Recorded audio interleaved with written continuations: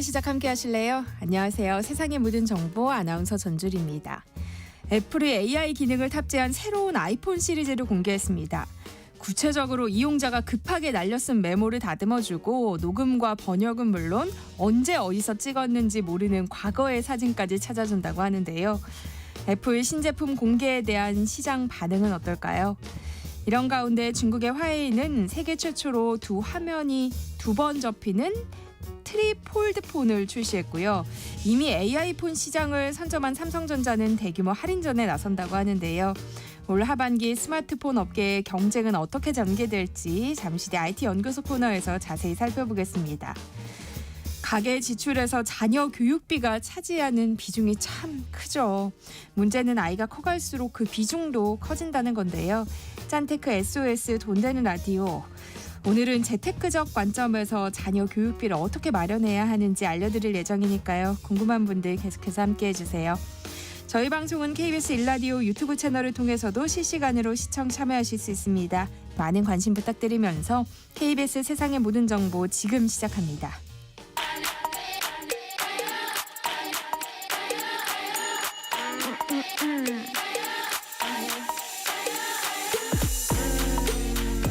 혹시 뉴스 빠뜨리셨나요? 한낮에 전해진 소식들 꼼꼼히 정리해드리겠습니다. 오늘의 뉴스 조현정 시사평론가와 함께합니다. 안녕하세요. 안녕하세요.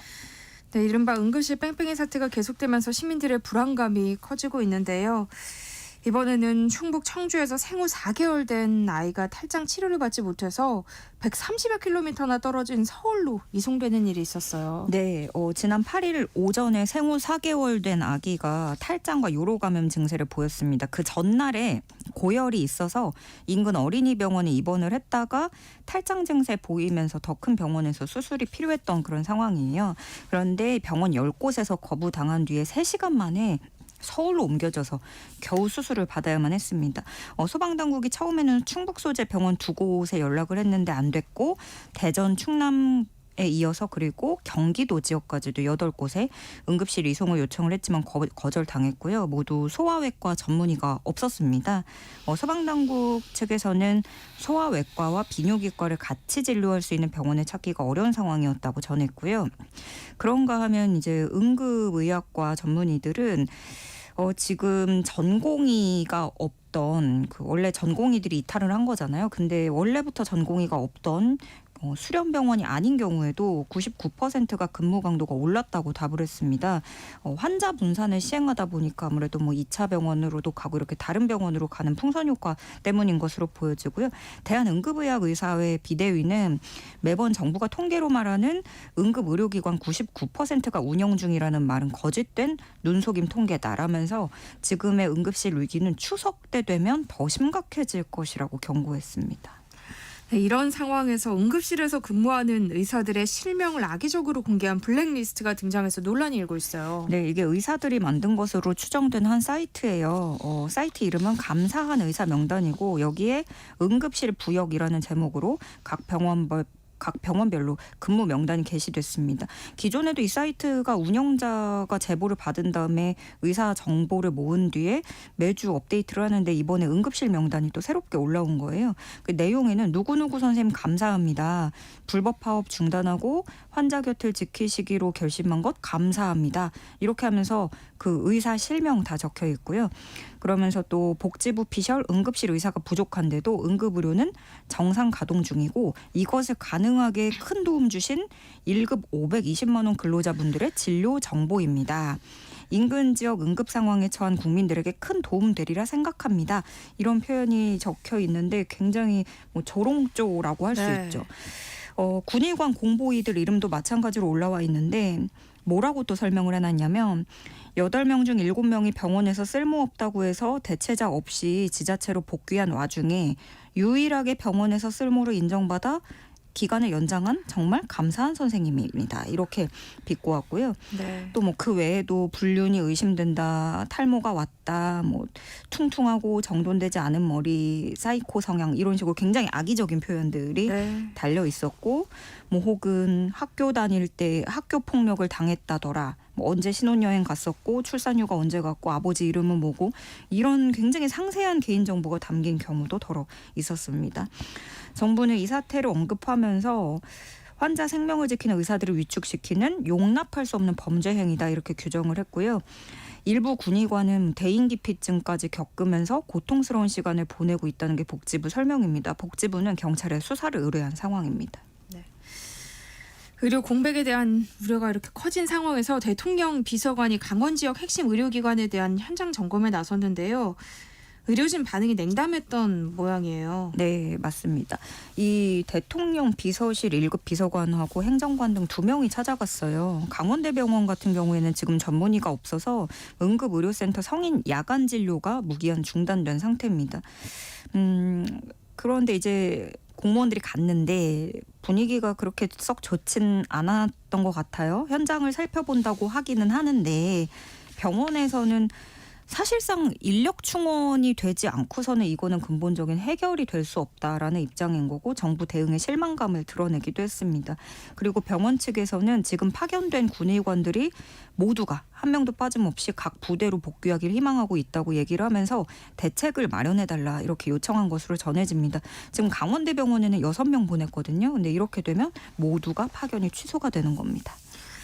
전공의 공백으로 상급병원에서 암 수술을 받은 환자 수도 크게 줄어든 것으로 나타났죠. 네, 그 의사들 전공의들이 이탈을 시작한 게 지난 2월이었죠. 그 이후에 지금까지 주요 6개 암 수술 건수가 17%가량 줄어든 것으로 나타났는데요. 여기서 말하는 6대 암은 위암, 대장암, 간암, 유방암, 자궁경부암, 폐암입니다. 모두 국가 암검진 사업 대상이고요. 감소폭으로 보면 간암, 다음에 위암, 갑상선암, 폐암, 대장암, 유방암 순으로 컸는데 간암 수술 같은 경우는 23%나 줄어들었고요. 위암 수술도 22%, 갑상선암 수술이 19% 정도로 큰 폭 감소했습니다. 그런데 이게 뭐 20%, 10 몇 퍼센트 이렇게 얘기를 하면은 그렇게 와닿지 않을 수는 있는데 숫자로 보기보다 여기서 뭐 1000건 줄어든 그 수술 건수가 이게 내일이 될 수 있는 거잖아요. 네. 전공의들이 집단사직하면서 진료 역량이 감소했다는 걸 보여주는 대목으로 보여집니다. 네, 의대 증원을 둘러싼 대통령실과 의료계의 입장차는 좁혀지지 않고 있어요. 의대 교수들이 단식 투쟁에 들어갔다고요. 네, 앞서 그 대한의사협회 이면택 회장이 단식을 하다가 중단을 했고 이번에는 충북대, 강원대, 고려대 의대 교수 3명이 투쟁에 들어갔는데요. 모두 각 학교 의대의 비대위 위원장입니다. 이들은 정치적 목적으로 망가뜨린 의대 증원과 필수 의료 패키지를 즉시 폐기하라면서 삭발을 했고요. 곧바로 단식 투쟁에 들어갔습니다. 물론 국민들께는 불편을 드려서 죄송하다고 먼저 사과를 했어요. 그러면서도 내년도 의대 증원 취소해달라고 6개월 동안 목소리를 높였지만 정부는 사태를 직시하지 못하고 정치적 이익을 위해서 증원을 강행했다라고 일갈을 하면서 2026년 의대 정원도 확정됐다고 말했는데 그럼 올해 2월 발표한 2025년 의대 정원이 불법이라는 걸 스스로 시인했다 이렇게 주장을 하기도 했습니다. 이 3명은 수시 전형 마감되는 오는 13일까지 단식 이어가고요. 이때까지 정부 답변이 없다면 사직까지 예고를 한 상태입니다. 이런 가운데 복지부 차관 경질을 요구하는 목소리는 커지고 있죠. 네, 대표적으로는 주무부처인 그 복지부 박민수 제2차관 제일 좀 겨냥을 하고 있는데 당초 의사단체들이 요구해왔던 사안이에요. 박민수 차관 경질해라. 그런데 이제는 여권에서도 차관 경질론에 불이 붙고 있고요. 대표적으로 국민의힘 김재섭 의원, 또 여권에서 그 오세훈 서울시장 등등이 목소리에 힘을 싣고 있습니다. 의사들이 그 이번에 여야의정 협의체에 참여하는 전제 조건에서도 뭐 증원 폐지, 증원 유예뿐만이 아니라 장차관 경질도 또 내세우고 있거든요. 그래서 좀 정치권에서 또 여당에서도 의사단체들을 협의체에 불러들일 만한 요인이 필요하다고 보는 것 같아요.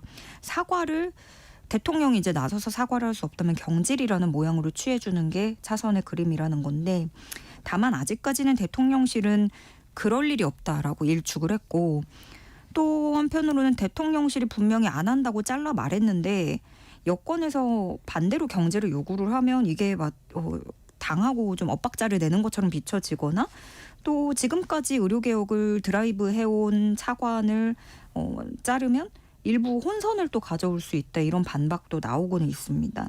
한편 야권에서는 이재명 대표가 정부의 실패를 여야의정 협의체로 떠넘기기 하고 있다 이렇게 비판을 하기도 했는데 그러니까 이재명 대표의 주장은 어떻게 해결하겠다는 입장은 없고 이랬다 저랬다 하면서 협의체로 떠넘기기만 하고 있고 정부 여당은 자존심보다는 국민 생명을 지킨다는 자세로 임해달라 이런 주문을 내놓기도 했고요. 오늘 그 대통령실 발표가 있었는데 윤석열 대통령이 국무회의에서 의료인들 헌신에 보답하기 위해서 추석 연휴 전후로 한시적으로 건강보험 수가를 대폭 인상하겠다고 밝혔습니다. 권역응급센터 전문의 진찰료는 평소에 3.5배 수준으로 인상을 한다는 건데요. 이렇게 재정을 투입해서 응급실 인력을 최대한 확보하겠다고 설명했습니다. 국회에서는 이틀째 대정부 질문을 이어가고 있는데요. 오늘은 외교통일 안보 분야가 다뤄질 예정이죠. 네, 그 외교통일 안보 분야를 다루는 날인 만큼 역사관, 뉴라이트 인사 임명 논란이라든가 윤석열 정부의 외교정책 노선을 두고 공방을 벌일 것으로 예상이 됩니다. 야당은 특히 그 8.15 통일 독트린 또 대북 확성기 방송을 재개한 것 이런 것들에서 정부 입장이 어떤지 집중적으로 물어볼 계획을 갖고 있고요. 뿐만 아니라 그 대일 외교, 그 일본의 사도광산 유네스코 문화유산 등재나 후쿠시마 오염수 방류 이런 부분에서 한일 문제에도 힘을 쏟을 방침입니다. 그런가 하면 이 핵심 참여자인 김용현 국방부 장관 또 조태일 외교부 장관이 어젯밤에 불참하겠다고 통보를 했어요. 군사 분야 인공지능 고위급 회의가 있어서 여기에 참석해야 된다라는 이유를 들었는데 야당은 두 장관이 이거 대정부 질문 패싱하는 거 국회를 무시하는 처사다 이렇게 비판을 하고 나섰고 안 그래도 윤석열 대통령이 최근에 그 국회가 피로감을 준다. 국회 출석을 하는 것은 피로감을 준다 이렇게 언급을 했는데 장관들까지 불출석하는 것도 이게 사실은 국회를 무시하는 같은 인식을 갖고 있기 때문이 아니냐 이런 게 야당 의원들의 지적이고요. 그래서 야당은 대정부 질문 제대로 진행할 수 있을지 검토를 하고 있는 상황입니다. 네, 어제 국회 대정부 질문에서는 정치 분야 질의가 이어졌는데요. 여야 공방이 거셌다고요. 네, 예상대로 김건희 여사 수사, 의료 대란, 친일 논란들 집중적으로 제기를 했는데 국민의힘은 반대로 이재명 대표 방탄 또 계엄령 선동 이런 것들로 반격을 했습니다.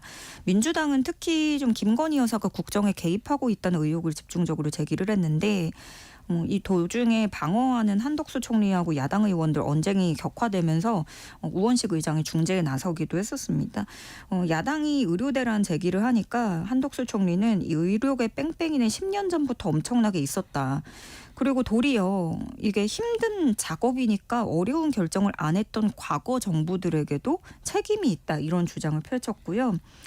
이 민주당이 대정부 질문 앞서서 굉장히 송곳 질문을 벼르고 있었다 해가지고 질의 순서 배치에도 심혈을 기울였다고 하잖아요. 근데 이날 박지원 의원하고 한덕수 총리의 설전도 볼거리였습니다. 박지원 의원은 한덕수 총리 향해서 대한민국 권력 서열 1위가 김 여사라더라. 왜 김건희 여사 앞에만 서면 여당도 검찰도 경찰도 권익위원회도 방통위도 감사원도 작아지느냐 이렇게 날을 세웠고요. 신문에 보니까 정치 구단과 총리 구단의 설전이었다 이런 표현도 있었는데 지켜보던 여야 의원들이 다 같이 웃음이 터지는 모습도 굉장히 희귀한 장면이었습니다. 김문수 고용노동부 장관이 어제 임명 후 처음으로 국회 환경노동위원회 전체 회의에 참석했는데요.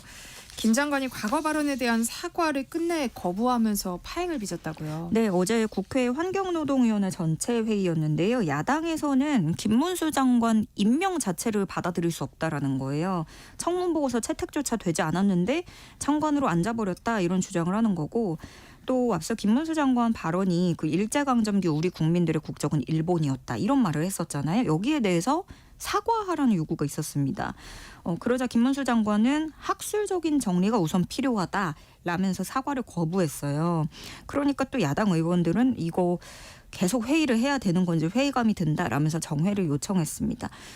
잠깐 정회했다가 다시 회의가 속개됐지만 김문수 장관은 끝내 사과를 거부를 했고요. 상임위원장이 급기야 김 장관을 퇴장을 시킨 거예요. 그런데 김문수 장관이 국회에서 이렇게 퇴장한 거는 이번이 처음은 아닙니다. 2022년에도 경사노위 위원장 시절에 국정감사에서 문재인 전 대통령은 김일성주의자다 이런 발언을 한 뒤에 야당 발언 철회, 사과 요구에 응하지 않아서 그때 퇴장을 하는 일이 있었고 지난달 26일 인사청문회 때도 비슷했었죠. 그때도 청문회가 종료된 바 있습니다. 어제 국회 법사위에서는 김건희 여사 특검법과 최상병 특검법이 야당 단독으로 통과됐어요. 네, 이번에도 국민의힘은 그 법안 처리에 반발을 하면서 다 같이 퇴장을 하고 표결에 참여를 하지 않았어요. 그래서 이렇게 민주당 단독으로 법사위 법안심사 제1소위원회 통과를 했고요. 이번에 이 특검 수사 대상에는 도이치모터스 주가 조작 의혹하고 주식 저가 매수 의혹, 인사 개입 공천 개입 의혹, 명품 가방 수수 의혹 등 이렇게 김건희 여사 두고 제기된 의혹 8가지가 포함된다는 게 민주당의 설명입니다. 근데 민주당이 전반적으로 김건희 여사의 그런 국정 개입, 국정농단으로 얘기를 넓혀가는 분위기예요. 이번에도 소위 통과 직후에 밝힌 게 단순히 주가 조작인 줄 알았더니 이제 국정농단에 가까운 의혹들이 계속 터지고 있다. 이번에 특검법 범위에 이런 의혹들을 모두 포함시켰다라고 설명을 했고요. 또 최상병 특검법 이거는 야당 5개 당이 공동 발의를 했는데 앞서 회부됐던 3번째 특검법하고 이번에 4번째 특검법 야당 5개 당이 공동 발의한 제3자 추천 방식이고 이거 2개를 같이 소위에 상정을 해서 병합 심사를 했습니다. 그렇게 한 뒤에 제3자 추천안을 통과시킨 겁니다.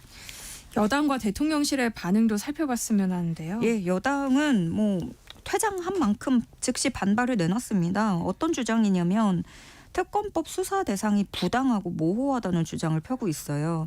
그러면서 추석 밥상에 김건희 여사 특검법을 올리기 위한 정치적 술수다 얘기를 하면서 수사 대상도 특정 안 되고 단순히 언론에 의혹 한 줄 나왔다고 다 수사 대상이 되는 거냐 이렇게 반발을 했습니다.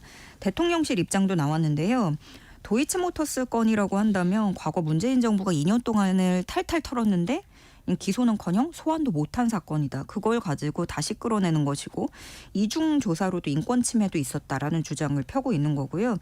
그래서 대통령실은 결과적으로는 이거 폐기됐던 법안을 또다시 올리겠다는 건데 그때보다 더 악화된 내용이고 또 영부인 흠집 내기에 몰두하면서 국민들도 이제 지쳤을 것이다. 이렇게 비판하기도 했습니다. 네, 한낮의 교양 파트너 지금 여러분께서는 세상의 모든 정보와 함께하고 계십니다. 윤석열 대통령이 어제 국민의힘 중진 의원들과 비공개 만찬을 했는데요. 한동훈 대표가 초대받지 못한 것으로 알려지면서 여러 해석이 나오고 있어요. 네, 윤석열 대통령이 지난 8일에 인요한 최고위원, 윤상현 의원 등등 일부 여당 중진 의원들 지도부와 비공개 만찬을 한 게 추후에 알려졌어요. 근데 이걸 두고 한동훈 대표는 초대받지 못한 것이냐 이렇게 여러 해석들이 붙은 거죠. 실제로 한동훈 대표 비롯해서 친한계에서는 우리는 연락받지 못했다 이렇게 언급을 하면서 이 해석에 불을 붙일 수밖에 없었어요. 근데 일단 진화하는 목소리로는 국민의힘 곽규택 의원 같은 경우에는 당정 비공식 만찬은 원래 많다. 원래 보자고 하면 소통의 일환으로 자주 보곤 한다. 이런 건데 그러면서도 또 친한계 일부에서는 당정 만찬 추석 이후에 한다고 해놓고서 왜 또 추석 이전에 한 건지 모르겠다. 이런 불만의 기류도 읽혀지고요.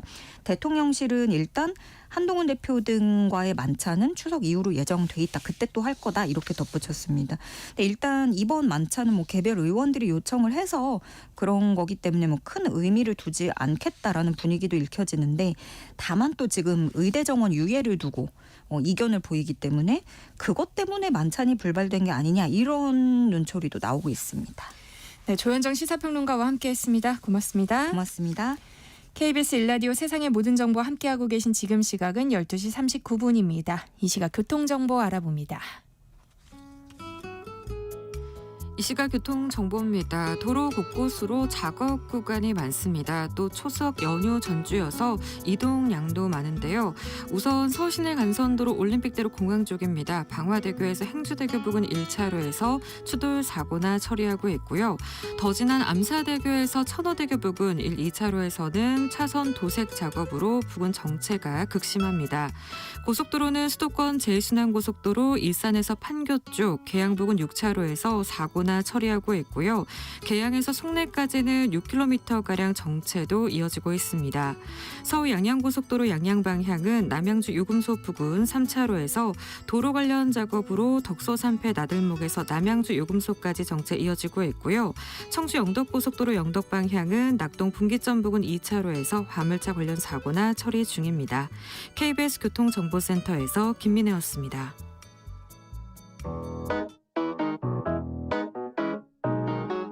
세상의 모든 정보는 청취자분들의 관심과 참여를 기다립니다. 방송 들으시면서 궁금한 점이 있거나 의견 공유하고 싶은 분들 계시면 문자 보내주세요. 추첨을 통해 모바일 쿠폰 보내드리겠습니다. 참여하실 번호는 샵 9730이고요. 짧은 문자 50원, 긴 문자 100원의 이용료가 부과됩니다. 콩 게시판을 통해서는 무료로 참여하실 수 있고요. KBS 1라디오 유튜브 채널을 통해서도 실시간으로 시청 참여하실 수 있습니다. 꼭 알아야 할 정보를 알기 쉽게 전달해드리는 시간입니다. 세상의 모든 지식, 화요일은 IT 이슈 살펴볼 텐데요. 김덕진 IT 커뮤니케이션 연구소 소장과 함께합니다. 어서 오세요. 네, 안녕하세요. 반갑습니다. 김덕진입니다. 우리 시간으로 오늘 새벽 애플이 새로운 아이폰 시리즈를 발표했어요. 네, 맞습니다. 현지 시간 10일이고요. 우리나라 새벽이죠. 미국 캘리포니아 쿠퍼티노에 있는 애플파크에서 아이폰 16 시리즈 또 애플워치 에어팟 등 신제품을 공개한 것인데요. 실제로 이번에 이제 많은 사람들이 주목했던 게 저희가 이제 지난번에도 한번 WWDC 그 애플 개발 행사할 때 그 얘기 드렸잖아요. 애플이 AI를 하는데 네. 이 AI가 우리가 알고 있는 인공지능이 아니다. 그래서 Artificial Intelligence가 원래 AI인데 이제 애플은 아니다. 우리는 애플 인텔리전스다. 이러면서 새로운 키워드를 얘기하면서 인공지능 하겠다라고 하고 그게 이번에 처음으로 탑재되는 폰이 나오다 보니까 그러면은 이제 애플의 인공지능이라는 건 과연 어떻게 될 것인가라는 것들이 좀 관심을 갖게 되는 것 같고요. 그다음에 또 인상적이었던 거 하나는 이제 가격이 일단 오르지가 않았어요. 그래서 지난번하고 똑같은 가격을 유지하면서 좀 칩을 바꾸니까 여기에 대한 좀 관심들이 좀 높아지고 있는 상황으로 말씀드릴 수 있을 것 같습니다. 외관상으로 보이는 변화는 있어요? 버튼이 하나 더 생겼어요. 네. 네, 그런데 이게 별거 아닌 것 같지만 제가 볼 때는 이걸 보고 SNS에서는 좀 이렇게 표현하신 분들도 있더라고요. 이 무덤 속에 있는 스티브 잡스가 울고 있을 것이다. 이게 왜냐하면 예전에 우리가 이제 처음에 애플의 스티브 잡스가 이제 그 아이폰을 나올 때 좀 어떻게 보면은 심플하고 그리고 이제 가장 간결한 이런 형태를 했었단 말이에요. 그리고 사이즈도 처음엔 안 키웠죠. 그런데 이제 우리가 아는 팀 쿡, 그러니까 지금의 애플 CEO가 등장하고 나서부터는 약간 오히려 삼성전자처럼 다양한 이제 대기업들의 전략에 가깝다고 할까요? 그러니까 일종의 뭐 최적화를 하거나 필요한 것들이 있다면 적극적으로 벤치마킹하거나 이런 모습을 보여줬는데요. 그래서 이제 스마트폰의 크기도 계속 커졌었죠. 근데 이번에는 어떤 버튼까지 들어갔느냐? 물리 버튼으로 버튼이 하나 우하단에 들어갔어요. 그럼 이거 뭐 하는 거냐면요. 카메라 이제 버튼입니다. 네. 그래서 이제 보통 우리가 예전에 카메라 찍을 때 뭐 반셔터 기능 막 이런 것들 됐잖아요. 근데 이런 걸 할 수 있게 버튼을 아예 하나 더 만든 거예요. 그래서 오른쪽에서 이제 손맛을 주려고 이렇게 떨리거나 카메라 찍고 이런 건데 실은 이런 게 중국 폰들에 되게 많이 들어가 있어요. 화웨이 폰 같은데. 그래서 이제 어떻게 보면은 역으로 이제 이런 다른 회사들의 좀 그런 것들도 이제 받아들인다라는 관점에서는 네. 아까 그래서 이제 스티브 잡스가 보면 무슨 생각을 할까 이런 생각을 하기도 하는데 어쨌든 이제 사용자의 편의성을 높이는 관점에서 버튼을 하나 더 만들었다. 그리고 이게 이제 어떠한 그 뭐 떨림이나 이런 것들 뭐 이런 것들을 카메라에 좀 맛을 준다라고 하는 게 이제 어떻게 보면 외관상으로 볼 때 가장 큰 변화라고 할 수 있을 것 같고요. 이따가도 설명드릴 거지만 이거 버튼을 누르면 아예 챗GPT도 한 번에 불러오는 이러한 메뉴가 되는 기능까지 뭐 생겼다 이렇게 말씀드릴 수 있을 것 같아요. 네, 애플의 신제품 공개 전부터 대중의 관심이 쏠린 건 AI 기능이잖아요. 네, 그래서 팀 쿡 애플 CEO가 이번에 아예 이번에 나온 아이폰은 처음부터 애플 인텔리전스를 위해서 설계했다라고 아예 얘기를 했어요. 이번에 그러면서 애플 인텔리전스가 진정한 개인용 AI다, 퍼스널 AI다라는 얘기를 했거든요. 그래서 이제 기존과 다르게 아이폰에서 이제 우리가 말하는 나만의 비서, 그러니까 우리가 예전에 뭐 영화에서 보던 뭐 자비스에서 보던 이런 것처럼 이제 나를 알고 있는 AI가 우리 스마트폰에 착 달라붙어서 나온다라는 것이 이번 아이폰 시리즈에 이제 사람들이 기대하고 있고 또 이거에 대해서 좀 관심을 갖는 포인트라고 볼 수 있을 것 같고요. 우리나라에서도 이번에 아이폰 16이 1차 출시돼가지고 그래서 한 20일 정도, 그러니까 다음 주 말 정도면은 실제로 구입을 할 수 있는 상황이 될 것 같거든요. 그래서 이런 것들이 실제로 어디까지 적용되고에 사람들이 좀 관심이 많아질 수밖에 없는 것 같습니다.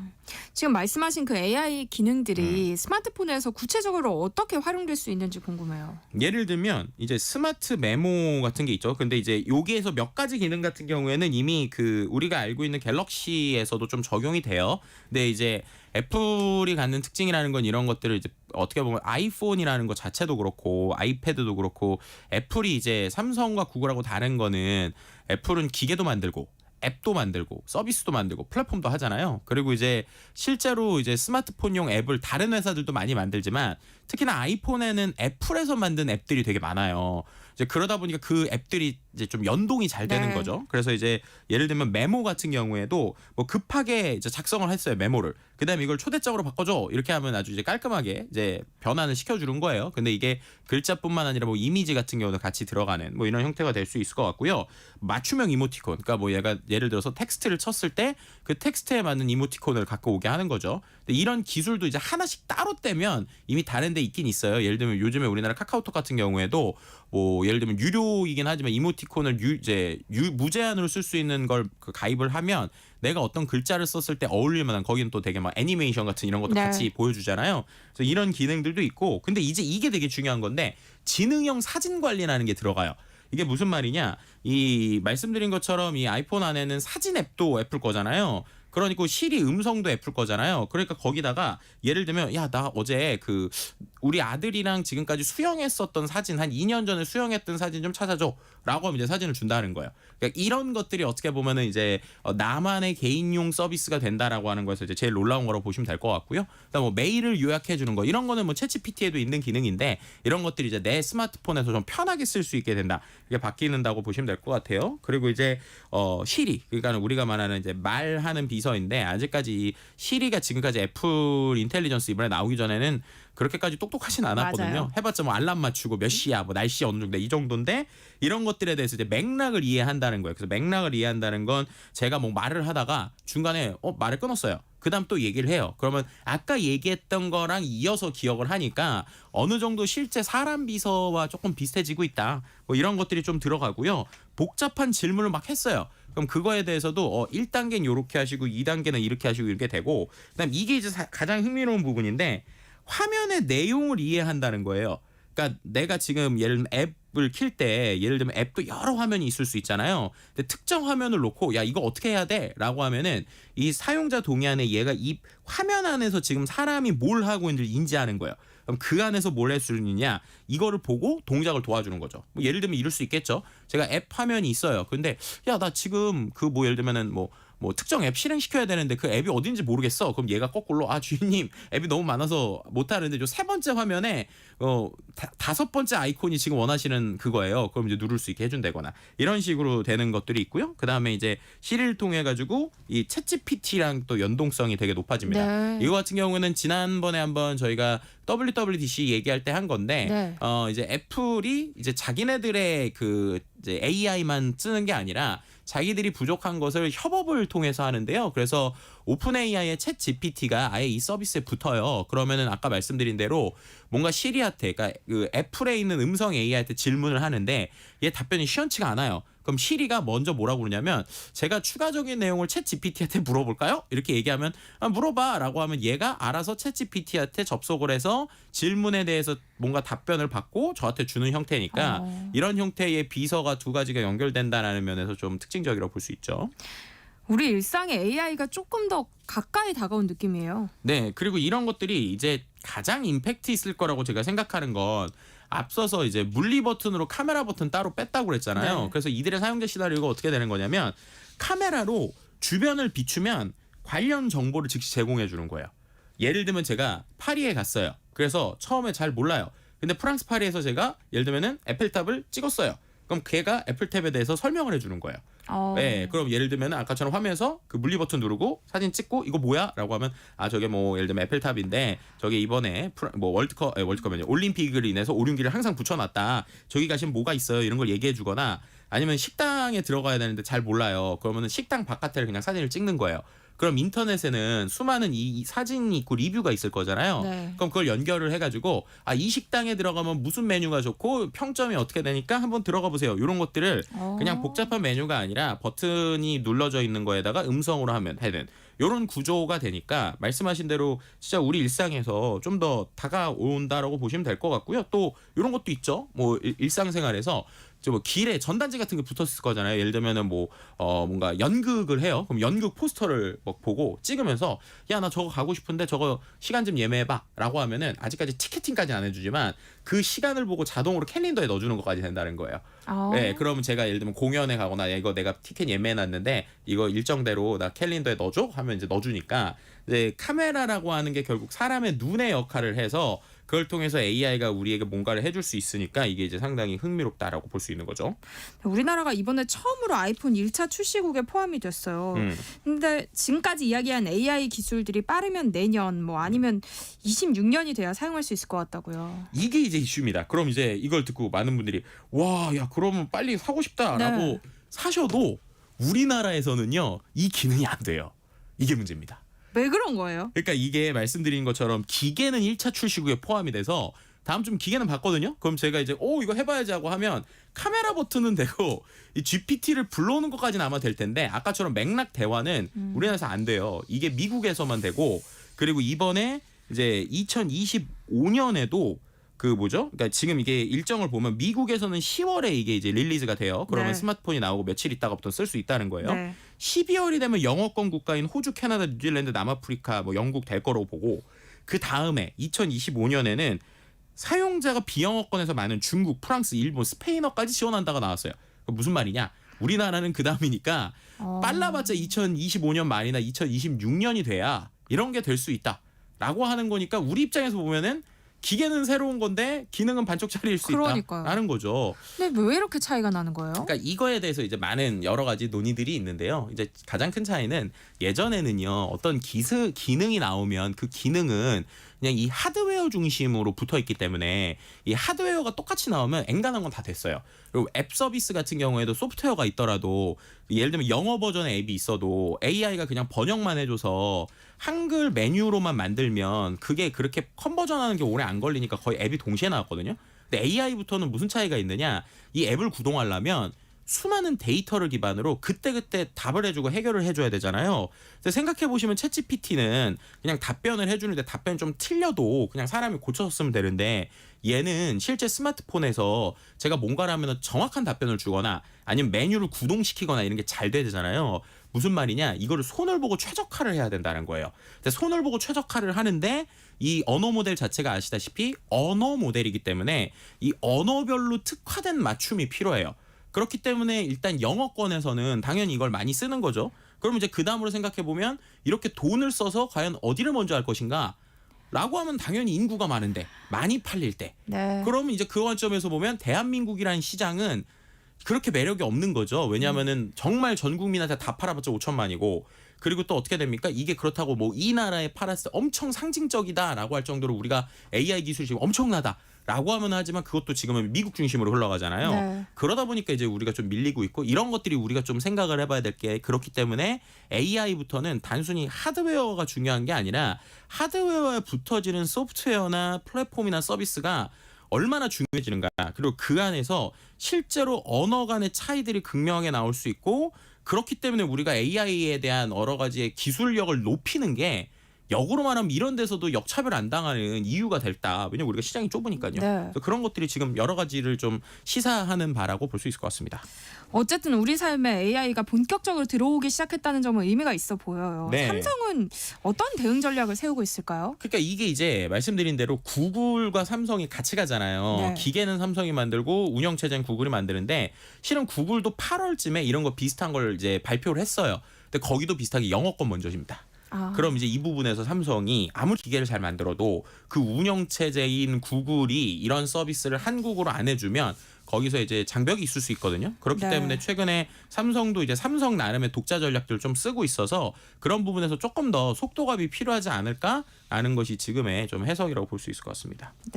세상의 모든 지식 IT 연구소 오늘은 여기까지 하겠습니다. 김덕진 IT 커뮤니케이션 연구소 소장과 함께했습니다. 고맙습니다. 네, 감사합니다. KBS 세상의 모든 정보 1부 순서 여기서 마무리할게요. 이어지는 2부에서는요. 고물가 시대에 맞춤형 재테크 전략을 짜드리는 시간이죠. 짠테크 SOS 돈 되는 라디오 코너 기다리고 있으니까요. 계속해서 많은 청취 부탁드립니다. 그럼 전 잠시 후 2부에 다시 돌아올게요.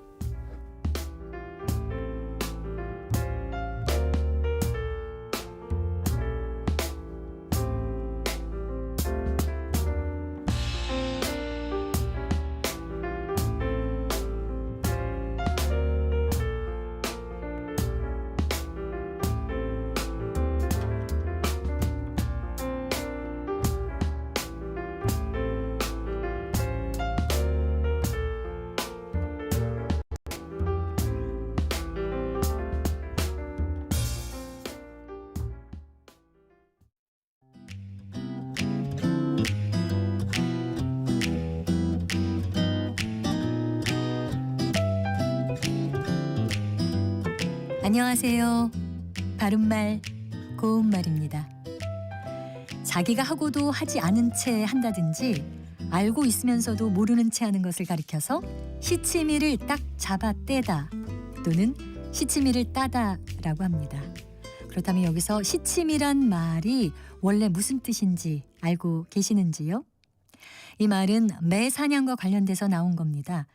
옛날에 매 사냥이 성행했을 때 자기가 길들인 사냥매를 도둑 맞는 일이 잦았다고 합니다. 그래서 매의 주인이 누구인지 밝히기 위해서 주소를 적은 네모꼴의 뿔을 매의 꽁지 속에 달아서 표시를 했는데요. 바로 이 꼬리표를 시치미라고 했습니다. 누구의 소유인지를 알려주는 이 시치미를 떼어내면 누구의 매인지 알 수 없게 되잖아요. 결국 시치미를 떼다란 말은 알면서도 모르는 채하다 라는 뜻으로 쓰이게 된 겁니다. 시치미가 뭘 가리키는지 아느냐고 제가 학생들에게 질문한 적이 있는데요. 시침질하고 같은 게 아니냐는 의견들이 많았습니다. 발음이 비슷한 부분이 있어서 이렇게 혼동하는 분들도 있을 것 같은데요. 시침질은 바느질할 때 천을 맞대어서 듬성듬성하게 대강 성기게 꿰매는 걸 말하죠. 만들기 전에 우선 잘 맞는지 보려고 대충 끼워보는 거죠. 참고로 앞서 말씀드린 시치미를 줄여서 두 음절로 된 표현 시침이라고도 합니다. 그는 꽃병을 깨고도 시침을 떼고 앉아 있었다. 이렇게 말이죠. 바른말 고운말 아나운서 변희영이었습니다.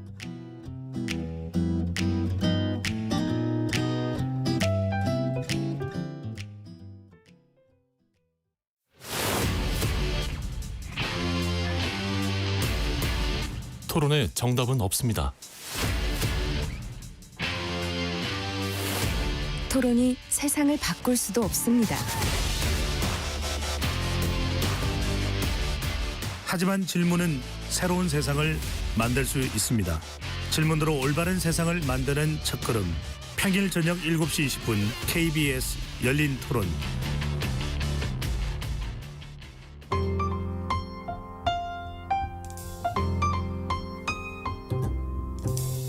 어떤 하루 보내고 계신가요? 눈코 뜰 새 없이 바쁘게 지나가는 한 주. 월요일부터 금요일, 매일 밤 10시부터 12시까지는 오롯이 당신만을 위한 시간입니다. 당신을 위한 지식 쉼터. 오늘 밤 일라디오.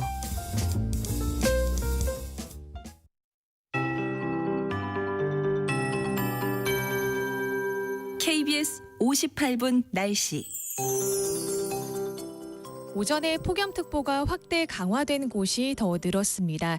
전국 대부분 지역에 폭염주의보가 내려져 있고요. 곳곳으로 폭염경보도 발효 중입니다. 내일까지 따뜻한 고기압과 남동풍의 영향으로 기온이 높겠는데요. 체감온도 33도 이상으로 올라 매우 덥겠습니다.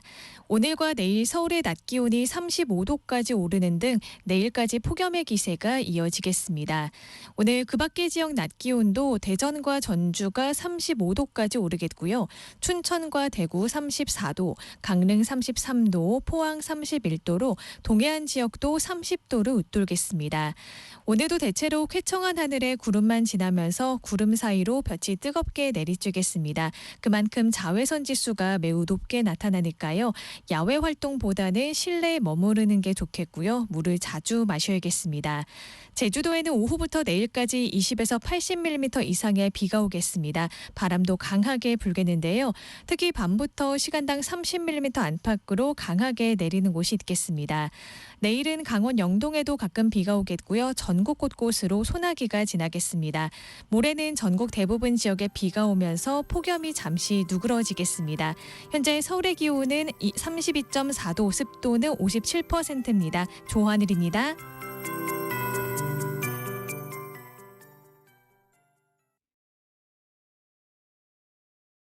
정성을 다하는 국민의 방송 KBS가 한시를 알려드립니다. AM 711kHz, FM 97.3MHz, KBS 1라디오입니다. HLKA.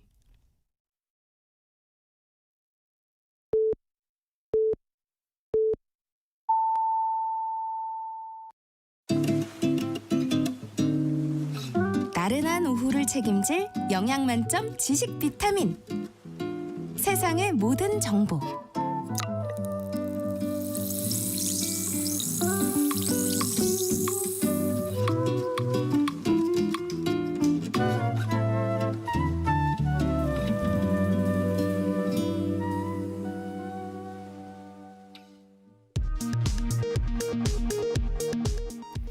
이 시각 라디오 정보센터 뉴스입니다. 윤석열 대통령은 내일부터 25일까지 2주간을 추석 연휴 비상응급주간으로 운영하고 한시적으로 진찰료, 조제료 등 건강보험 수가를 대폭 인상하겠다고 밝혔습니다. 경찰이 민원인 개인정보 유출 의혹과 관련해 또 방심위 사무실 압수수색에 나섰습니다. 더불어민주당과 조국혁신당은 공익 제보자 색출 수사를 중단하라고 촉구했고 국민의힘은 야당이 규탄해 나쁜 커넥션이라고 비판했습니다. 국회는 오늘 외교, 통일, 안보 분야 대정부 질문을 진행합니다. 해병대원 순직 사건 수사 외압 의혹과 계엄 준비사 등을 놓고 공방이 예상됩니다. 올 추석 고향 가는 길은 지난 추석보다 덜 혼잡하겠지만 귀경길은 더 오래 걸릴 것으로 예측됐습니다. 지금까지 라디오 정보센터 뉴스 정한나였습니다.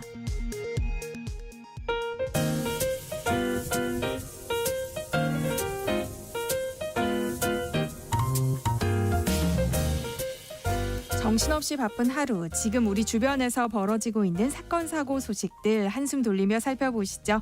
하프타임 뉴스 임선우 뉴스캐스터와 함께합니다. 어서 오세요. 안녕하세요. 네, 해외 소식부터 살펴볼까요? 태풍 야기가 베트남에 상륙해서 큰 피해가 발생하고 있어요. 네, 30년 만에 최악의 태풍이라고 하는데요. 태풍 야기가 베트남을 강타하면서 다리가 무너지고 버스가 급류에 휘말리면서 숨지거나 실종된 사람이 70명을 넘어섰습니다. 곳곳에서 막심한 피해가 발생했습니다. 어제 북부 푸토성에선 태풍으로 불어난 물에 철교가 아래로 무너지면서 차량 10대와 오토바이 2대가 그대로 강으로 추락하는 사고가 있었는데 현장에서 3명은 구조됐지만 13명은 실종된 상태라고 하고요. 까오방성 산악지대에선 버스가 산사태로 생긴 급류에 휩쓸리면서 4명이 숨지고 15명이 실종됐고 또 전날에는 유명 관광지인 사빠에서 산사태가 발생해 6명이 숨졌습니다. 북부 호아빈성 산간 지역에서도 산사태에 주택이 매몰돼 일가족 4명이 사망하는 등 지난 주말 태풍 야기가 상륙한 이후 지금까지 모두 49명이 숨지고 22명이 실종됐습니다. 베트남 기상청은 이번 태풍이 300mm 이상의 폭우와 최고 시속 166km의 강풍을 몰고 왔다면서 지난 30년간 베트남에 상륙한 태풍 중 가장 강력했다고 설명했는데요. 산업계 피해도 상당합니다.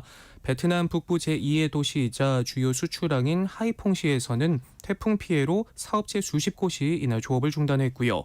강풍으로 지붕이 날아간 가운데 폭우까지 쏟아져 공장이 침수되기까지 했습니다. 특히 하이퐁에 위치한 LG전자 공장도 강풍에 벽이 무너졌는데 다행히 인명피해는 없었다고 하고요. 문제는 베트남 북부를 중심으로 앞으로 최고 400mm의 비가 더 내릴 것으로 예보돼 홍수와 산사태 추가 피해가 우려되는 상황이라고 하는데요. 큰 피해 없이 무사히 넘어가길 바랍니다. 네, 횡단보도를 건너던 시민이 우회전하던 시내버스에 치여 숨지는 사고가 또 벌어졌는데요. 법규가 강화됐는데도 관련 사고가 끊이질 않고 있어요. 네, 사고가 난 건 어제 오전 7시쯤이었습니다. 제주시의 한 교차로에서 우회전하던 시내버스가 초록불에 길을 건너던 60대 여성을 쳤는데요. 머리를 크게 다친 여성은 그 자리에서 숨졌습니다. 버스는 보행자를 치고 난 뒤에서야 급하게 멈춰섰다고 하는데요. 사고를 낸 60대 버스 운전기사는 경찰 조사 결과 음주 상태는 아니었던 것으로 조사됐고요. 또 보행자가 횡단보도를 건너는 걸 미처 보지 못했다고 진술했다고 합니다. 2년 전 시행된 도로교통법에 따르면 횡단보도를 끼고 우회전하는 차량은 길을 건너려는 보행자가 있을 경우 반드시 멈춰야 합니다. 하지만 버스기사가 주변을 살피지 않고 보행자 신호였음에도 그대로 운행한 걸로 보이는데요. 이처럼 관련 법규를 강화했는데도 불구하고 관련 사고는 끊이질 않고 있습니다. 우회전 교통사고는 일시정지 의무가 도입된 뒤 지난해 2월부터 11월까지 14,000건 넘게 전년 동일 기간과 비교해 소폭 줄었지만 사망자 수는 오히려 89명에서 101명으로 늘었고요. 또 최근 5년간 우회전 사망사고의 39.1%는 버스와 화물차 등 대형 차량에 의해 발생했습니다. 모든 기사님들이 그런 건 아니겠지만 사실 밖에만 나가봐도 덩치 큰 버스들이 거리낌 없이 도로 위를 달리는 모습 쉽게 찾아볼 수 있는데요. 배차 간격에 대한 압박도 이해하지만 무엇보다 승객들 또 보행자의 안전이 제일 중요한 거 아닌가 싶습니다. 잠깐 멈춰서서 주변 살피는 거 시간 얼마나 잡아먹는다고요. 조금만 더 안전에 유의했음 하는 바람입니다. 네. 추석 연휴를 앞두고 제수용품 준비로 장 보는 분들 많으실 텐데요. 알뜰 장보기 팁이 있다고요? 네, 제가 또 이 세모정 대표 살림남이잖아요. 네. 가뜩이나 장바구니 물가도 살벌한 요즘인데 추석 연휴까지 겹쳐 선뜻 지갑 열기가 쉽지 않습니다. 이 알뜰한 장보기 꿀팁들 함께 들여다보겠습니다. 명절이 가까워지면 빼놓지 않는 게 있습니다. 전통시장과 대형마트에서 제수용품 구입 비용을 비교한 자료인데요. 올해도 나왔습니다. 소상공인시장진흥공단이 채소와 수산물, 육류 등 명절 제수용품에 쓰이는 27개 품목을 구입하는데 비용이 얼마나 드는지 조사했는데요. 결과부터 보면 전통시장이 298만 8,300원, 대형마트는 371만 1,000원으로 전통시장이 약 7만 3,000원, 20% 가까이 저렴하게 조사됐습니다. 다만 모든 품목이 저렴한 건 아니고요. 전체 27개 품목 가운데 22개 품목이 전통시장에서 사는 게 유리했습니다. 품목별로 보면 고사리나 숙주, 시금치 같은 채소류는 전통시장이 대형마트의 반값에 불과해 가격 차이가 컸고요.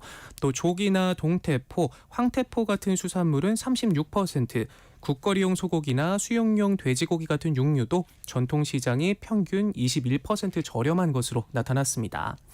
반면 대형마트에서 장을 보는 게 더 이득인 품목도 있습니다.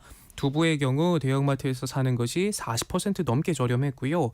밀가루나 차례용 술, 청주도 대형마트에서 사는 게 유리한 것으로 나타났고 또 사과와 배도 더 저렴하게 구할 수 있다고 하네요. 이와 함께 장 보실 때 추석을 앞두고 할인율을 올린 온누리 상품권을 활용하면 최대 15%까지 할인 효과를 볼 수 있는데요. 전국 16개 은행에서 지류형 상품권을 구매할 수 있고요. 모바일 앱을 설치하면 디지털 상품권을 사용할 수 있는데 발행 한도가 있으니 서둘러 신청해야 할인 혜택을 볼 수 있습니다. 잘 기억해 두셨다가 전략 잘 짜셔서 조금이나마 부담 덜으셨으면 하는 바람입니다. 네, 요즘 경마장을 찾는 MZ들이 부쩍 늘었다고요? 네, 답답한 현실을 시원하게 내달리는 말들을 보면서 털어버리려는 청년들이 부쩍 늘고 있다고 합니다. 최근 경마장을 찾는 2030 세대 MZ들이 지난 5년간 2배 넘게 늘어난 것으로 조사됐습니다. 네. 서울과 부산, 경남, 제주 등 전국 경마장 3곳을 찾은 2030 세대 비율은 5년 전 10%대에서 지난해 25% 가까이로 늘었는데요. 저렴한 가격에 쉽고 단순하게 경기를 즐길 수 있다는 이유로 발길이 끊이질 않는다고 합니다. 주말마다 과천 경마장을 찾는다는 한 대학생은 하루 입장료 2,000원이면 실제로 달리는 말을 보면서 박진감도 느끼고 배팅도 하면서 스트레스를 푼다고 말하고요. 대학 동아리 회원들과 경마장을 찾았다는 한 시민도 어르신들의 취미라고 생각했었는데 막상 와보니 또래도 많고 아이들을 데려온 가족도 있어서 신기하다는 반응입니다. 짧고 긴박하게 흘러가는 경마 경기가 쇼폼 문화에 익숙한 젊은 세대들이 몰입해서 빠져들기 쉽다는 분석인데요. 시원하게 스트레스를 푸는 수준에 그치면 더할 나위 없이 좋겠지만 일부 청년들은 경마 중독을 호소하거나 전 재산도 모자라 대출까지 받아 베팅을 하는 부작용도 발생하고 있다고 합니다. 1회 구매 상한액이 10만 원으로 정해져 있지만 이 경마장 현장에선 유명무실한 경우도 적잖은데 교차 베팅을 하면 수십만 원도 날릴 수 있다고 하고요. 이 때문에 2030 세대에겐 도박이나 다름없다는 지적이 나옵니다. 실제로 한 중독 상담 단체엔 20대인데 빚이 1,500만 원이다.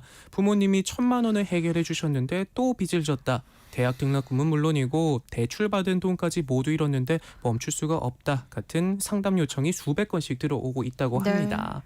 전문가들은 요즘같이 경기가 좋지 않고 취업이 어려운 시기에 젊은 세대들이 도박과 경마 등 사행성 취미에 빠질 가능성이 높다면서 경마는 비교적 제도권 영역에 있기 때문에 공공 차원에서 교육과 예방책 등을 함께 마련하는 것이 중요하다라고 지적했는데요. 모든 과면 탈이 나기 마련이죠. 적당히 즐겨야겠습니다.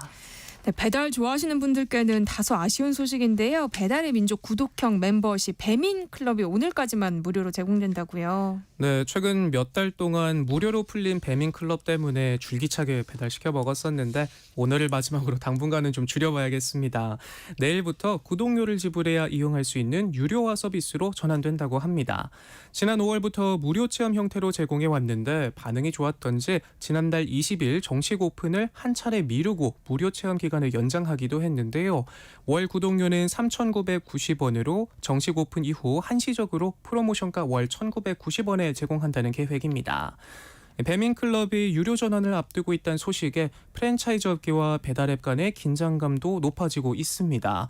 높은 수수료와 배달 팁 부담으로 일부 프랜차이즈 브랜드들은 배민 보이콧에 나서거나 협회 차원에서는 비상대책위원회를 발족하는 등 신경전이 고조되고 있는데 이처럼 여러 외식업 브랜드가 배민클럽을 운영하지 말 것을 권고하거나 점주 자율에 맡기면서 배민의 고민도 깊어지고 있습니다.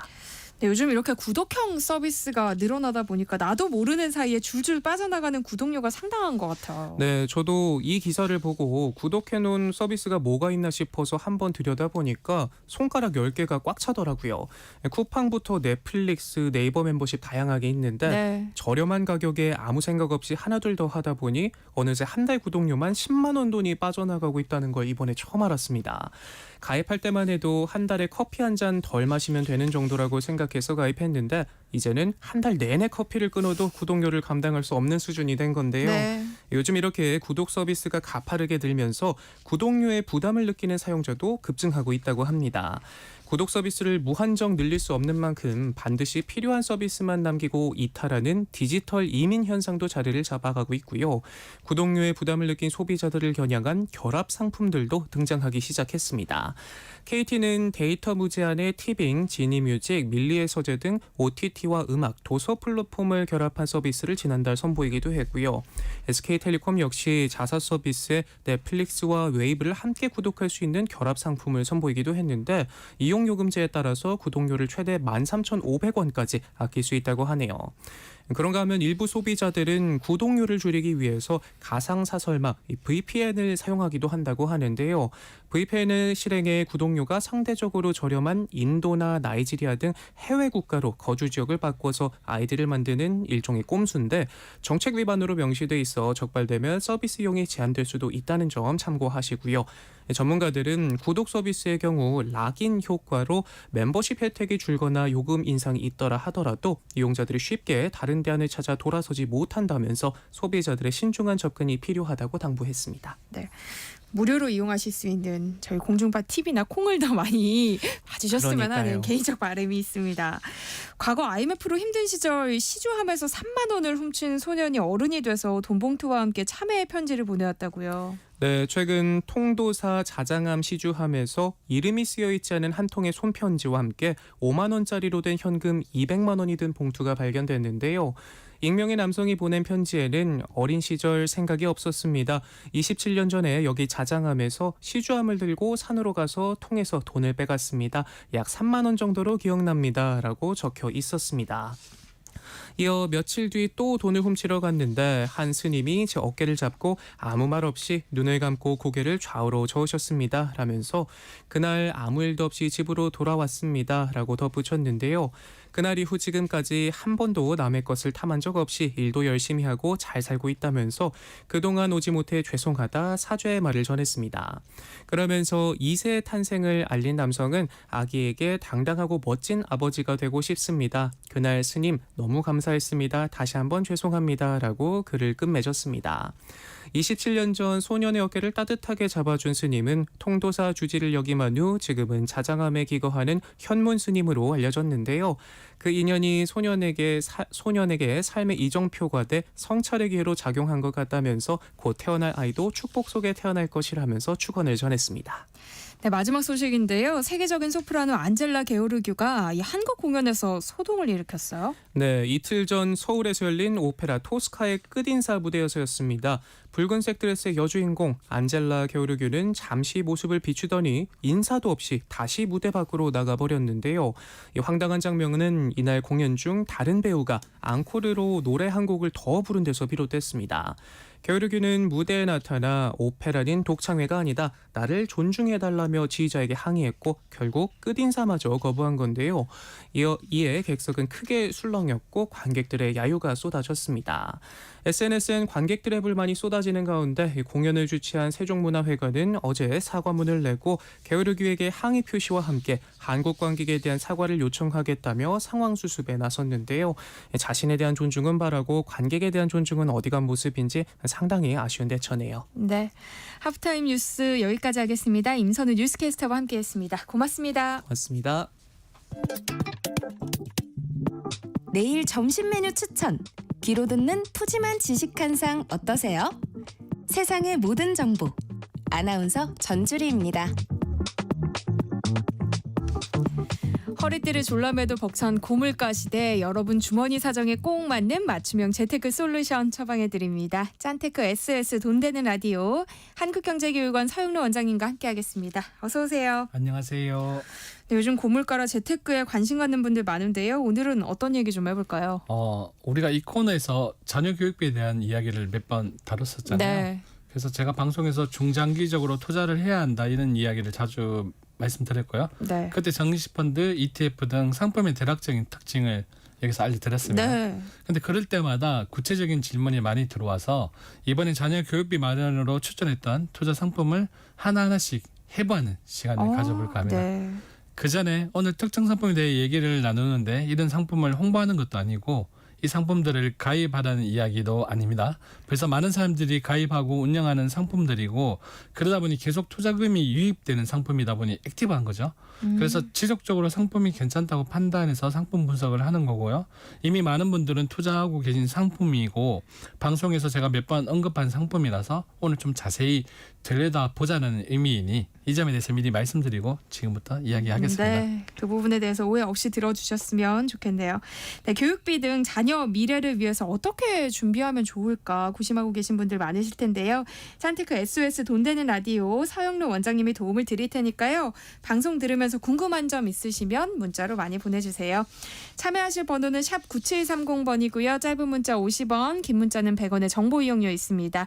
콩 게시판, KBS 1라디오 유튜브 채널을 통해서도 무료로 참여하실 수 있으니까요. 많은 참여 부탁드립니다.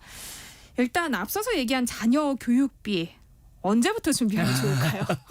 그 시기를 말하기 전에 네. 먼저 보통은 자녀 교육비라고 하면 우리가 많이 생각하는 부분이 자녀의 대학 자금과 청소년기의 사교육비 등으로 크게 나눌 수 있는데요. 네. 보통 사교육비 같은 경우에는 직장 생활을 하면서 급여가 상승하게 되면 해결할 수 있잖아요. 근데 중장기적으로 준비를 한다고 하면 자녀의 대학 등록금에 맞춰 준비를 많이 합니다. 네. 근데 이 등록금을 언제부터 준비하는 게 좋으냐 이렇게 물어보셨는데 재정적으로 가능하다면 자녀의 교육비 마련은 자녀가 태어나자마자 준비를 하는 게 가장 좋습니다. 의미적으로 상징하는 바도 크고 무엇보다도 준비하는 상품에 따라서 투자 상품이면 복리효과와 같은 장점도 누릴 수 있죠. 그러다 보니까 장기 상품으로 준비하다 보니 ISA 계좌 등을 통해서 세제 혜택을 받을 수도 있습니다. 네. 처음 준비를 할 때에는 가장 낮은 금액으로 저쪽 상품으로 자동 이체를 설정해서 아이가 고등학교를 졸업할 때까지 꾸준히 불입하는 방법도 좋고요. 아예 필요한 금액과 목표 시점을 정해서 역으로 계산을 해서 매월 목표 금액을 정해놓고 저축하는 것도 좋은데 이렇게 목표를 정해놓고 매월 저축을 하면 목표 달성에 대한 강력한 동기부여가 됩니다. 네. 또한 교육비 전용 상품을 활용해도 좋은데 교육비 전용 계좌 상품으로 좀 더 높은 이자 혜택을 받을 수 있는 것도 장점입니다. 뭐 저축도 필요하지만 투자 상품도 중요하다고 말씀하셨잖아요. 많이 말했죠. 노후만큼이나 장기적인 플랜이 필요한 게 이제 자녀의 대학 자금이죠. 네. 긴 시간 대비하다 보니 물가 상승률에 대한 대비가 필요하죠. 그래서 투자 상품이 필요한 상황인데 근데 문제는 투자 상품은 위험 요소가 있어서 준비가 필요하다는 점이고 직접적인 상품으로 준비를 하는 주식 투자의 경우에는 적립 투자 기법처럼 주식을 한 주 한 주 모아간다는 식으로 준비하는 게 좋고요. 주식만 하는 것보다는 채권이나 외환 등으로 자산을 분산하고 다양해서 리스크를 줄이는 방법도 좋습니다. 상품 자체가 하나의 종목 투자가 아닌 여러 상품으로 구성된 정시펀드나 ETF 상품을 활용하는 것도 좋은데요. 또한 장기적으로 운영해야 되기 때문에 경제 환경과 금융시장의 변동에 따라서 유연하게 투자 포트폴리오를 재조정하는 것도 필요합니다. 이런 시장의 변화에 따라 투자 비율을 조정하거나 일부 비상금 등을 운영해서 새로운 투자 기회가 보인다면 좀 더 적극적으로 참여하는 것도 좋다고 봅니다. 정리식 펀드나 ETF 상품도 다양하잖아요. 다양하고 진짜 많죠. 많아요. 네. 같은 성격의 다양한 상품들이 많은데 우리가 정시 펀드를 이야기할 때 특히 정권 펀드의 경우에는 큰 이익이 날 수도 있지만 큰 손실을 낼 수도 있습니다. 네. 그래서 단기 목적의 목표로는 펀드 상품은 맞지 않다고 말씀을 드리는데요. 자녀의 교육 자금은 장기간 운영되다 보니 장기 투자 계획을 세우고 코스피 지수나 뭐 미국 주식 인덱스 펀드와 ETF 등으로 우량 주식을 모아간다는 생각으로 접근하면 좋다고 생각합니다. 그렇지만 중장기 상품이기 때문에 가세에 대한 부분 그리고 수수료에 대한 부분 등을 고려하고 그다음은 이제 펀드 크기죠. 그리고 마지막으로 수익률이 그래도 꾸준히 나왔던 펀드를 우리가 안정적인 펀드라고 하거든요. 이런 네. 펀드를 선택하면 되는데 최근 인기를 많이 끌고 있다는 것은 돈이 계속 유입된다는 거잖아요. 그런 상품이 ETF 상품인데 ETF 상품을 한번 분석해 보겠습니다. 먼저 방송에서 몇 번 언급한 상품인 솔 미국 배당 다우존스 상품부터 이야기를 하겠습니다. 솔 미국 배당 다우존스 상품은 배당과 시세 차이가 가져갈 수 있는 ETF 상품인데요. 현재 이자나 배당 소득을 받으면 저희가 가세를 하잖아요. 네. 15.4%의 세금을 내죠. 그렇죠. 가세를 하는데 이 상품을 ISA 계좌에서 운영을 하면 배당을 받을 때 세금을 공제하는 게 아니고 IS 계좌를 해지할 때 세금을 내기 때문에 어떻게 보면 과세 이연 효과를 가져갈 수 있습니다. 그리고 이로 인해서 배당받을 때 세금이 부과되지 않기 때문에 이 돈을 재투자해서 좀 더 운영하면 물론 금액은 작지만 복리 효과처럼 가져갈 수 있다는 것도 장점입니다. 그리고 참고로 현재까지는 우리나라의 주식시장에서 주식 투자에 대한 매매 차익에 대한 가세는 없습니다. 하지만 배당이나 이자 소득이죠. 이자 소득에 대해서는 15.4%의 가세를 하고 있는데 ISA 계좌에서는 일부 금액 한도로 비과세가 가능합니다. 그래서 ISA 계좌의 최소 유지 기간인 3년 동안 배당금의 비과세 한도인 200만 원까지 채우고 다시 해지하고 다시 가입하는 식으로 비과세를 좀 더 활용할 수 있는 방법도 제세 팁입니다. 그러니까 배당과 시세 차익을 가져갈 수 있는 ETF 상품도 근데 운용사마다 다양하게 있더라고요. 맞습니다. 그 투자를 처음 할 때 운용사를 많이 헷갈려 하시더라고요. 네. 그래서 운용사는 우리가 지난번인가 저희가 정시펀드 이야기를 할 때 맨 앞에 있는 이름이라고 했잖아요. 그래서 앞서 얘기한 솔 미국 배당 다우존스부터 한번 제가 이야기를 해볼게요. 일단 맨 앞에 붙는 단어인 솔이라는 거는 운용사를 말하는데 솔은 네. 우리가 잘 알죠. 신한.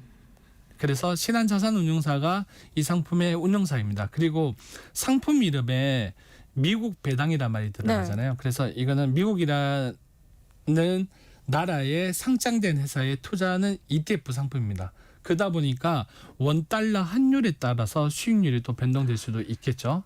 그리고 수수료도 있겠죠, 당연히. 그래서 연수수료를 기준으로 총보수율은 0.05%이고 순자산에서 총보수 비용과 기타 비용을 합한 금액을 나눈 연보수 비용 비율인 TR은 0.14%이고 TR과 매매 중개 좀 어렵습니다. TR과 매매 중개 수수료율을 합한 그러니까 실부담 비용이죠. 이게 중요한데 네, 결론적으로 저희가 이제 부담해야 되는 그렇죠. 비용률이라는 거죠. 이게 0.2321%인데요. 참고로 비슷한 성격의 타이거 미국 배당 다우존스보다는 높습니다. 그러니까 타이거라는 건 운용사 이름이죠. 운용사는 다르고 상품명은 똑같은 다른 상품보다는 이 소울이 조금 수수료가 높다는 이야기입니다. 네. 그런데 구성 종목으로는 로기드 마틴, 블랙록, 홈디포, 코카콜라, 암젠 등등의 회사로 구성되어 있고요. 조금 전에 말한 타이거 미국 배당 다우존스와 항복도 같습니다. 그런데 방금 말한 종목의 비중에서 좀 차이가 있는데 이 비중에 따라서 수익률이 달라져요.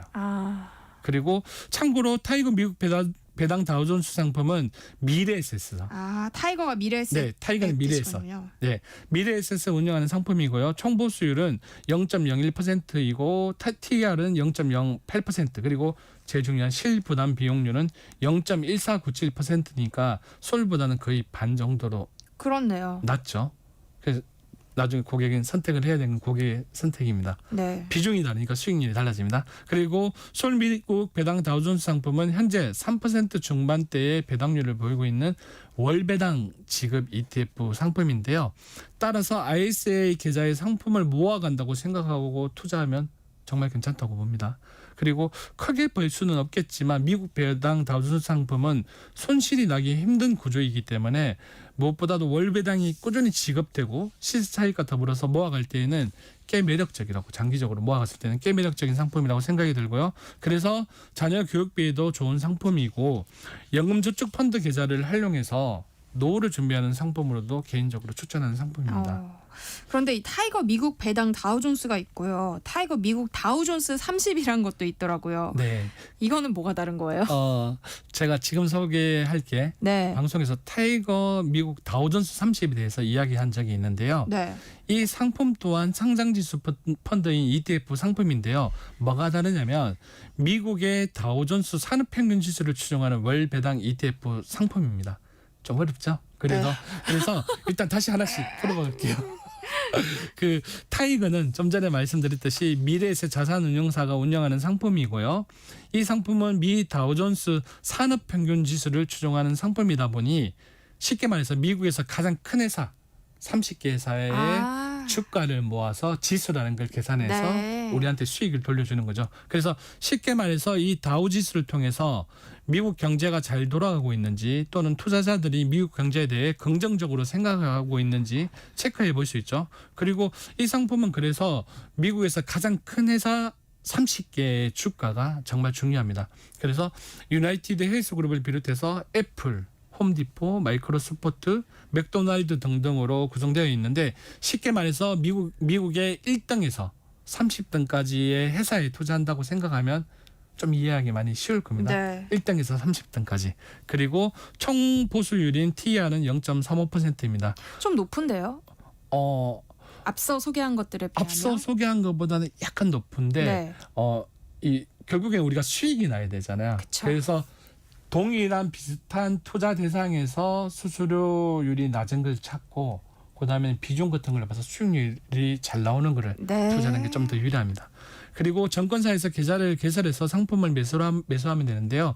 타이거 미국 다우존스 30 상품을 똑같이 연금저축펀드나 개인 퇴직 계좌 그리고 퇴직연금이나 ISA 통장에서 활용하면 비과세 또는 절세 그리고 세액공제 등 절세 상품으로 활용할 수 있는 국내 유일의 미국 다우존스 산업평균지수를 추정하는 ETF 상품입니다. 그렇군요. 또 추천해 주실 상품이 있을까요?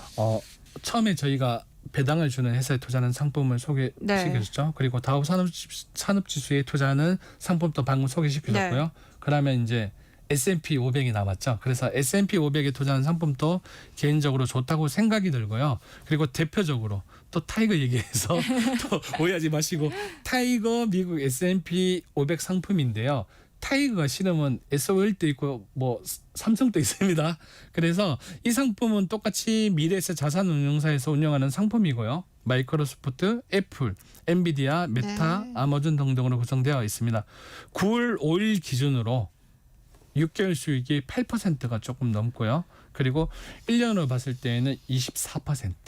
그리고 상장 이후로 봤을 때는 94%의 수익률을 보이고 있습니다. 거의 2배죠. 네. 그리고 이외에 미국의 반도체에 투자하는 미국 필라델피아 반도체 나스닥 ETF나 최근 큰 폭의 조정을 보였던 2차 전지 있잖아요. 네. 그래서 2차 전지 ETF가 조금 구성이 어떻게 보면 조금 조정이 될 것 같아요. 그래서 이런 것들을 앞으로 매입을 해서 잘 활용하면 개인적으로 괜찮다고 봅니다. 이렇게 자녀 교육비를 준비할 때 눈여겨보면 좋을 상품들 함께 살펴봤는데요. 마지막으로 또 해주실 말씀 있을까요? 좀 전에 한번 말씀을 위해서 드렸는데 자녀의 교육비는 장기적으로 준비해야 하는 재무 이벤트라 목표를 정해놓고 여러 변동사항에 대한 적절한 대처도 필요합니다. 그래서 대학 등록금과 생활비 예상액을 정확하게 파악하고 물가 상승 등 여러 변동사항에 대비하기 위해서 저축 계획도 때에 따라서 조정이 필요할 겁니다. 또한 교육비의 대상자인 제일 중요한 자녀와의 충분한 대화도 중요한데요. 자녀의 경제교육에 또 자녀의 진로에도 분명 도움이 된다고 생각이 됩니다. 그리고 자녀가 대학 준비를 하면서 집의 재정 상황을 이해하고 또한 부모가 해줄 수 있는 지원을 명확히 파악할 수 있도록 대화를 나누는 것도 중요한데요. 네. 자녀와 함께 재정 계획을 세우고 목표 설정을 하면 동기부여도 그리고 가장 중요한 자녀의 경제관념도 잡아주시기에 꼭 추천드리는데 자녀의 경제관념을 어릴 때 잡아주지 않으면 평생 간다고 저는 생각을 하고 있습니다.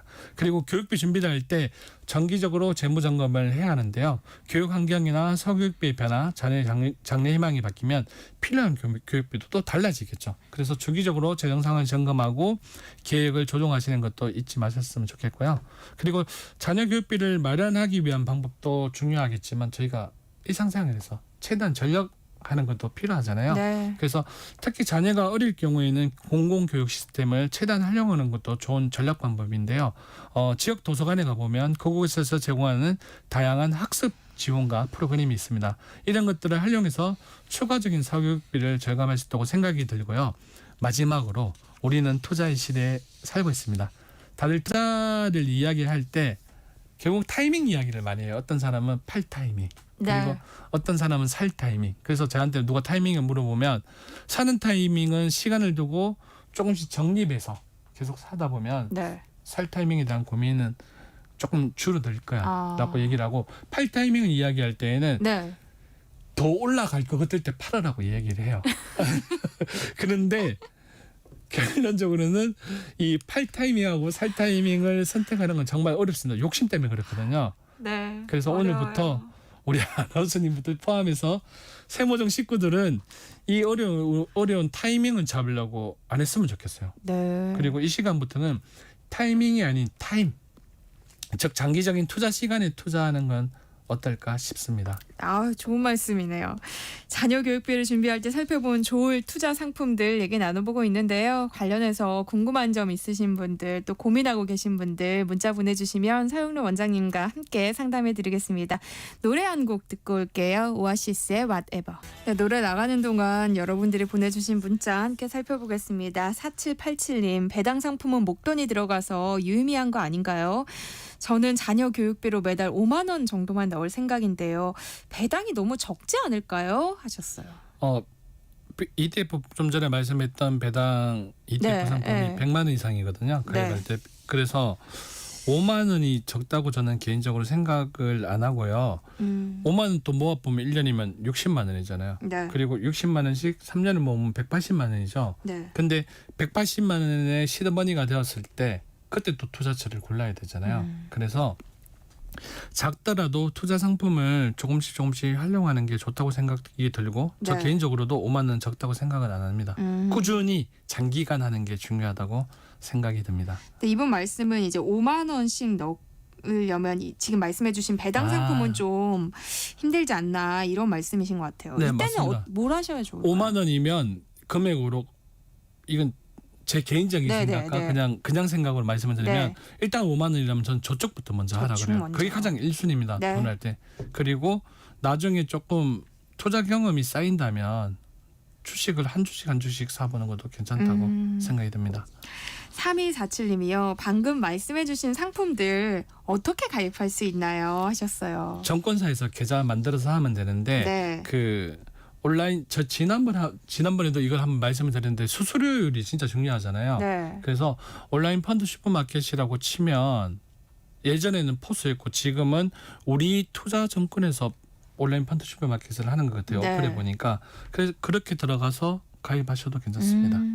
그렇게 온라인에서 하는 게 좀 더 수수료율을 좀 온라인 절약할 전용 수 있나 상품이 보죠? 네 수수료 산 게 좀 있습니다. 네. 6466님, 펀드 보수 외에 ISA 보수가 별도로 있는 걸로 아는데요. 이중으로 수수료를 부담해야 되는 게 맞나요? 하셨어요.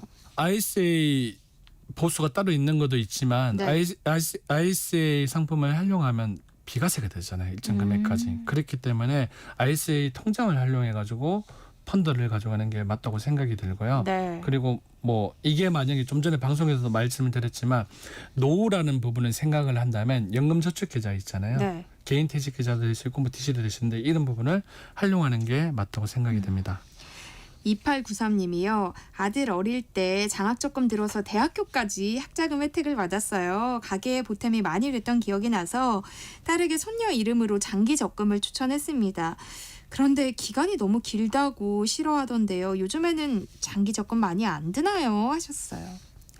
장기 적금을 많이 안 드는 건 아니고 네. 이 배분의 문제죠. 예를 들어서 10만 원이면 장기 적금을 할 수 있는 배분은 한 뭐 5만 원씩 한다든지 그리고 나머지 금액들은 요즘 특히 젊은 세대는 즉각적인 수익을 눈에 네. 보는 걸 너무 선호합니다. 그렇기 때문에 일정 비율에 대한 장기 적금을 추천은 저도 똑같이 드리고요. 네. 그리고 나머지 부분은 자녀랑 한번 이야기를 해서 투자 상품으로 뭐 3년을 끊든지 뭐 5년을 끊든지 해서 수익을 볼 수 있는 상품으로 해가는 방법도 좋다고 생각이 됩니다. 그리고 제 생각에 2893님이 적금 드실 때보다 지금이 아마 좀 금리가 많이 더 맞습니다. 낮아져서 선호도가 맞습니다. 좀 떨어진 면도 있을 것 네, 같아요. 정확한 말씀입니다. 짠테크 SOS 돈 되는 라디오 오늘은 여기까지 하겠습니다. 서영로 한국경제교육원 원장님과 함께했습니다. 고맙습니다. 네, 고맙습니다.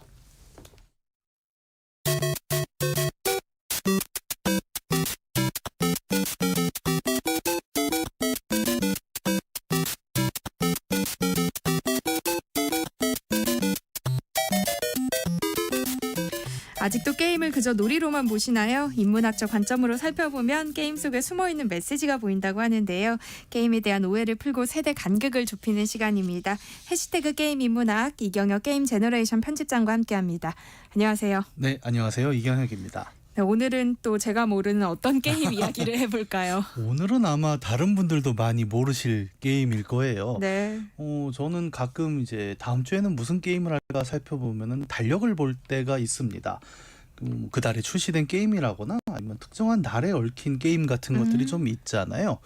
근데 이번 주 달력을 보니까 이제 9월에 굉장히 큰 사건 하나가 있었더라고요. 네. 예, 바로 9.11 테러죠. 맞죠. 예. 9.11 테러를 다룬 게임들은 정말 많습니다. 그런데 대부분의 게임들이 이제 주로 재미를 위주로 나오다 보니까 뭐 미군이 돼서 테러리스트를 싹 쓸어버린다 이제 이런 형태로 많이 등장을 하는데 오늘 제가 소개해드릴 게임은 굉장히 좀 다른 시각에서 이 9.11 테러 그리고 그 이후에 소위 테러와의 전쟁이라는 개념을 좀 다른 각도에서 바라본 특이한 게임 하나 말씀드리려고 하는데요. 9.11 테러 일어난 2001년에서 불과 2년 뒤 2003년에 출시된 오늘의 게임 제목은 September 12th, 우리말로 게임 제목이 9월 12일입니다. 그러니까 9월 12일이면 네. 테러가 일어난 다음 날인 거잖아요. 네, 그렇죠. 그러니까 게임도 테러 이후에 뭔가를 다루는 거예요? 예, 테러 이후에 변화된 세계를 다루는 게 이 9월 12일의 핵심 내용인데 그 테러 그 자체보다도 테러 이후에 무엇이 바뀌었는가를 게임 안에서 드러내는데 그렇다고 제목처럼 뭐 정말 다음 날 무슨 일이 벌어졌냐 이런 것들을 다루지는 않습니다. 네. 이 9월 12일 다시 말해 테러 이후라는 개념을 좀 이해하기 위해서는 벌써 한 20년이 넘었죠. 우리가 9.11 테러 당시의 상황을 한번 돌이켜볼 필요가 있겠는데요. 아시다시피 2001년 9월 11일에 알카에다에 의해서 미국에 대한 테러가 일어났고요. 그리고 3일 뒤인 2001년 9월 14일에 당시 미국 대통령이었죠. 조지 워커 부시, 우리에게는 아들 부시라고 많이 알려져 있는 당시 미국 대통령이 일명 테러와의 전쟁이라고 불리는 미국의 새로운 대외 정책을 선언하게 됩니다. 테러와의 전쟁, 그러니까 미국이 뭐 전쟁을 적게 하는 나라는 아니지만 국가가 아니라 테러와 전쟁한다는 것은 당시로서는 충격받은 미국의 굉장히 큰 선택이었죠. 미국이란 나라는 그 자신들의 본토를 공격받은 적이 한 번도 없던 나라였는데 그런 테러를 당했다라는 자신들의 충격을 담았고 또 뭐 지금도 그렇지만 늘 군사력으로는 세계 최강대국이지 않습니까? 네. 이런 나라가 공격을 당했다라는 분노 때문에 이 우리에게 테러를 벌인 나라를 완전히 응징해 버리겠다라고 했고 그 뒤로 굉장히 이 용어는 또 많이 쓰이기도 하죠. 뭐뭐와의 전쟁이라는 이름으로. 네. 그런데 시작일은 이렇게 명확합니다. 2001년 9월 14일에 발표를 했죠. 그러면 이 전쟁은 언제 끝났냐를 얘기하는 건 생각보다 답변이 어렵습니다. 뭐 어떻게 보면 한 20년 지났잖아요. 그런데 그 테러의 전쟁은 끝났나요? 라고 물어보면 미국 관료 누구도 글쎄요라고 대답할 수밖에 네. 없는 어떤 그런 지속적인 개념이기도 한데 이 9월 12일이란 게임이 바로 이 테러 이후에 테러와의 전쟁이라는 이 개념에 대한 이야기를 담고 있는 게임이죠. 그러니까 이 게임이 어떤 이야기를 담고 있는지를 이야기를 들어봐야 할 것 같아요. 네. 2003년에 그러니까 테러가 일어나고 한 2년 뒤에 출시된 이 9월 12일이라는 게임은 먼저 소개를 드리면 일반적인 웹 브라우저에서도 그냥 접속해서 할 수 있는 게임이었습니다. 네. 지금은 조금 어려워요. 이게 왜 그러냐면 그 20년 사이에 이 게임이 돌아가는 배경이 플래시라는 기술이었거든요. 근데 아시는 분은 아시겠지만 이 플래시가 몇 년 전에 서비스가 끝났습니다. 그래서 아마 어렸을 때 많이 하시던 플래시 게임이라고 있을 거예요. 뭐 삼겹살 뒤집기라던가 이런 게임들이 현재는 구동이 안 되거든요. 네. 플래시가 없어지면서 이 9월 12일도 현재는 이제 직접 플레이하기가 조금 어렵고 플레이를 위해서는 별도의 플래시 프로그램을 쓰거나 아니면 뭐 플레이 영상만 보실 수가 있는데 저는 또 다 해봤지 않습니까? 네. 그래서 이제 게임 본편의 얘기를 들으면 게임은 굉장히 짧아요. 한 5분만 해보시면 이 게임이 뭐다를 금방 알 수 있는 수준인데 게임 화면을 보면 딱 봐도 우리가 여기 중동이구나라고 알 수 있는 어떤 마을의 풍경을 비춰줍니다. 약간 그 카메라가 쿼터뷰라고 하죠. 하늘 위에서 내려다보는 식으로 그 중동의 마을을 비추고 집들도 왜 중동 집들을 보면 이렇게 흙으로 싹 올려서 네모나게 짓는 그런 집들하고 마을 한가운데는 바자르라고 하죠. 그 중동 특유의 시장이요. 이 천막 같은 걸로 지붕을 씌우고 네. 그 밑에서 뭔가 상인들이 모여서 물건을 사고 파는 그런 정말 작은 중동 마을을 하나 보여주는 거죠. 그런 마을 사이로 또 중동풍의 옷을 입은 사람들이 막 걸어 다닙니다. 정말 뭐 물건 사러 가기도 하고 집에 가기도 하는 것 같아요. 이렇게 굉장히 전형적인 중동의 작은 마을이라는 풍경을 비춰주는 게 이 9월 12일을 처음 딱 켰을 때 볼 수 있는 장면입니다. 그냥 그렇게 작고 평범한 마을에서 어떤 게임을 하는 거예요? 이게 게임이 될 것 같지가 않죠. 네. 그냥 구경하는 건가 싶기도 합니다. 근데 이제 플레이어는 화면 위에서 뭔가 조작을 해야 되잖아요. 이때 조작이라는 건 이제 마우스로 할 수 있어요. 마우스 커서를 게임 화면 위에서 움직이면 우리가 알고 있는 그 화살표 모양의 커서가 아니라 그 총 조준기 같은 거 있죠. 그게 네. 이제 마우스를 따라 움직이거든요. 그래서 딱 해보면 알아요. 이걸로 뭔가를 조준을 해서 쏠 수 맞추는 있겠구나. 거구나. 예. 근데 뭐 민간인을 쏠 수는 없지 않습니까? 그렇죠. 그래서 이렇게 마우스 커서를 움직이면서 게임 화면을 보다 보면 이제 발견을 해요. 내가 쏴야 될 대상이 누군가. 왜냐하면 약간 중동이니까 다 긴 옷을 입고 있지 않습니까? 근데 그 사이사이로 얼굴을 가린 채로 총을 들고 뛰어다니는 사람들을 보게 됩니다. 누가 봐도 이거는 테러리스트인데? 라는 걸 알 수 있는 사람들이 막 뛰어다니는데 문제는 이게 맞추기가 힘들어요. 왜냐하면 민간인들 사이를 계속 왔다 갔다 합니다. 그러면 이제 플레이어는 알겠죠. 이 게임의 목적은 명확하네. 민간인 사이에 숨어있는 테러리스트를 내가 정확히 저격을 해서 테러를 막으면 되겠구나 라고 생각하게 됩니다. 이 게임이 조작 부분 굉장히 단순해요. 지금 제가 말씀드린 게 다입니다.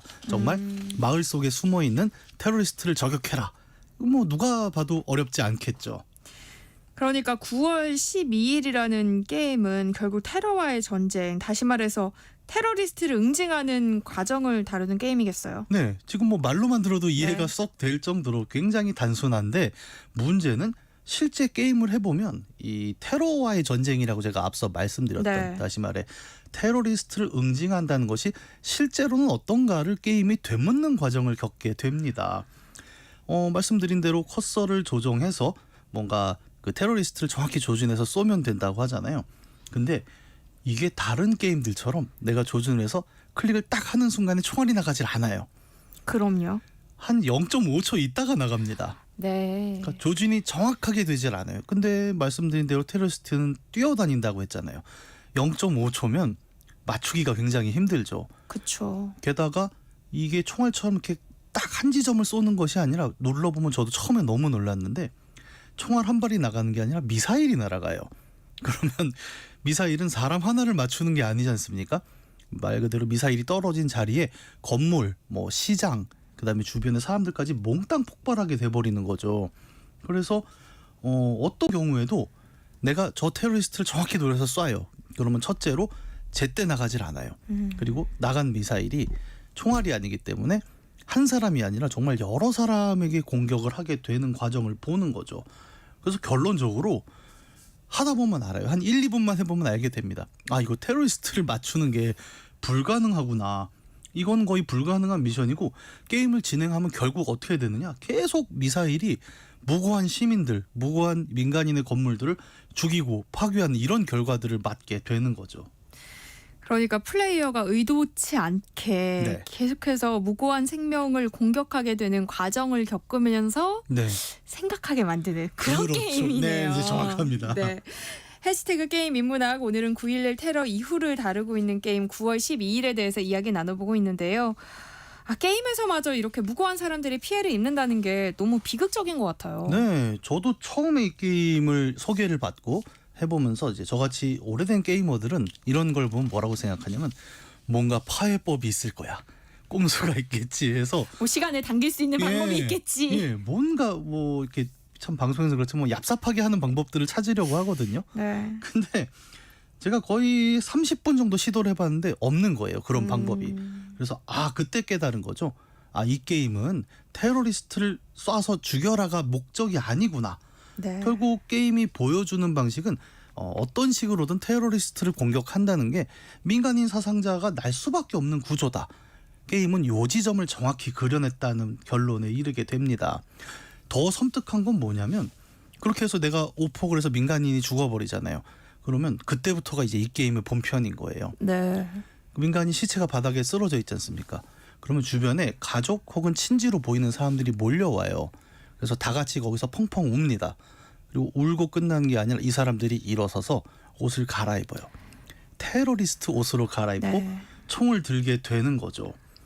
그러면서 게임을 하다 보면 결국 이 맵에 전부 민간인이 사라지고 모두가 테러리스트가 되는 장면을 보게 되는 거죠. 실제 사실 전쟁 현장에서 일어날 법한 일이잖아요. 그렇죠. 그러니까 게임을 진행할수록 테러리스트만 늘어나게 되겠어요.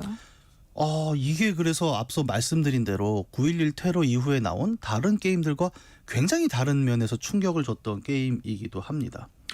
처음엔 저는 몰랐거든요. 그냥 뭐 약간 그 9.11 현장 그 이후에 테러 일을 다룬 단순한 게임이구나라고 생각을 했다가 시작하고 1분 만에 게임의 목적을 알게 된 거예요. 네.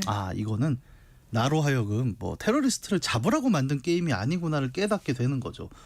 미사일은 쏠 때마다 계속 오폭을 일으키고 민간인이 죽어나가고 결국은 처음에 한 명이거든요. 그 테러리스트가. 근데 게임을 하다 보면 나의 공습 실패로 인해서 모든 민간인이 다 테러리스트가 되는 결론으로 갈 수밖에 없는 거예요. 네. 애초에 게임은 결국 마을 안에 모두가 테러리스트가 되는 엔딩으로 갈 수밖에 없게 설계됐고 게임이 끝나고 남은 화면은 항상 다 파괴된 건물의 잔해와 그 속에서 정말 화가 나서 누비고 다니는 새로 태어난 테러리스트일 뿐이라는 것이 이 게임의 핵심인 거죠. 그러니까 테러리스트를 잡겠다는 그 의도가 네. 테러리스트를 더 양산한다 이런 메시지가 담겨 있는 게임이네요. 그렇죠. 많은 게임들이 뭐 각자의 메시지를 담으려고 합니다만 이제 이 게임 같은 경우에는 출시 이후에 굉장히 좀 센세이션이 되기도 했어요. 왜냐하면 우리가 전쟁이라는 것이 불러일으키는 민간인의 피해라는 걸 많은 매체에서도 강조를 하지만 이런 방식을 경험해 보긴 드물거든요. 내가 직접 테러와의 전쟁에 나섰더니 결과적으로는 테러리스트가 줄기는커녕 더 늘어나는 과정을 내가 직접 체험해 버린 거지 않습니까? 네. 이런 식으로 게임 규칙 안에 어떤 특정한 메시지를 넣어서 플레이어가 자기가 하다 보면 아 이게 이런 거구나라는 사실을 저도 모르게 알게 되게 만드는 게임을 뉴스 게임이라고 부릅니다.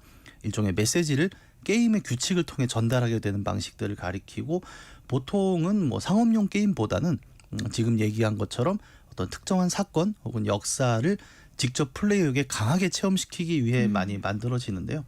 이 9월 12일 같은 경우는 이러한 뉴스 게임의 가장 대표적인 케이스로 거론되는 게임이기도 합니다.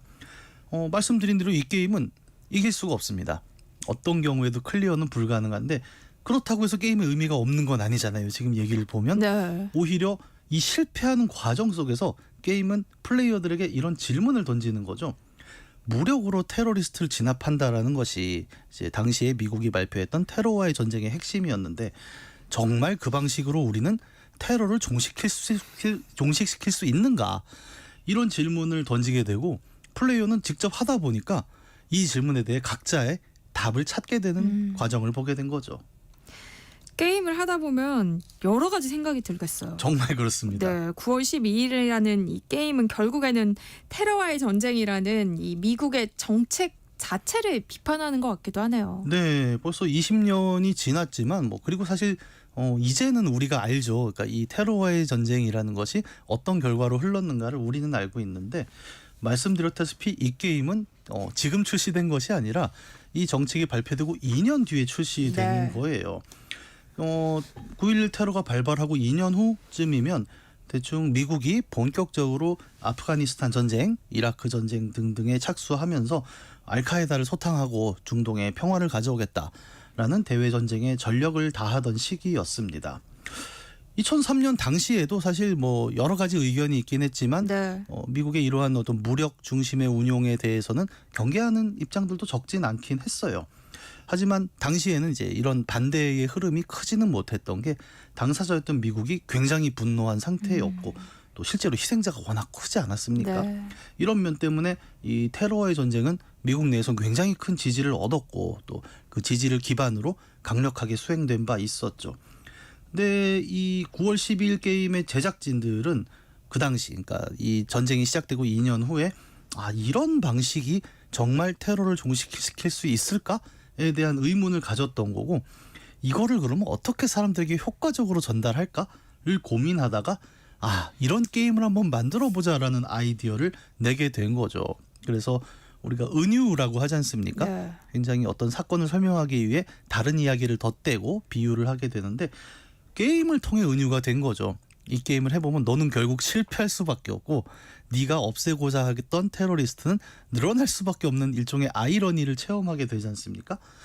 그렇게 테러와의 전쟁 시작 후 2년 만에 만들어진 게임이 일종의 예언을 했다고 저는 보는데 네. 20년이 지난 우리는 이제 그 정책의 결과가 실제로 어떠했는지를 보고 있지 않습니까? 예를 들어 뭐 재작년이었나요? 아프가니스탄에서 이제 미국이 공식적으로 철수를 하면서 소위 말하는 아프가니스탄 전역을 끝냈는데 이게 2021년이었는데 이 전쟁은 어떻게 끝났는가를 보면 그 테러 집단이 소탕된 것이 아니라 오히려 역으로 테러 집단의 원흉으로 지목됐던 탈레반이 아프가니스탄에서 재집권을 하고 그 미군이 탈레반과 협상을 하면서 철수했던 결과를 본 적이 있습니다.